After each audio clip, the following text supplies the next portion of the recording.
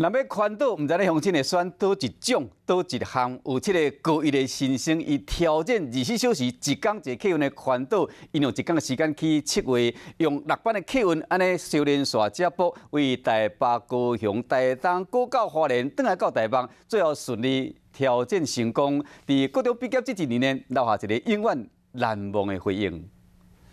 小文跟其他相同背景的小列车旅游。 行路赛车、骑车，也是一无人机环岛方式，遮济有一个 YouTuber 坐客运的环岛，成为这个高中毕业生，上个想要试看卖旅游挑战。就想要去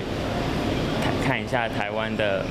很多美丽的地方。24小时坐客运的环岛的计划就安尼开始啊！这个高中生加上一个硬要对妈妈，暗时为台北坐国光客运，用5点钟到高雄，随来透早3点出发到台东的金轮，过到台东站坐台湾好行的巴士。 沿着美丽东部海岸线到三仙台，再搁坐花莲的客运，暗时6点为花莲出发，9点就转来到南港啊。24小时内环岛一年，一人开差不多1800块。大家一起去追日出，然后晚上也没有睡觉，因为到后面有点累了，所以到花莲的海岸线很漂亮的地方的时候，我们就蛮想睡觉的，就没有精神在看那些风景。 算准时间坐客运的欣赏到台东金轮的出境，变成难忘的回忆，和这阵高一的新生完成挑战，永生难忘的一趟旅程。讲起这少年囡仔，真有家己的想法。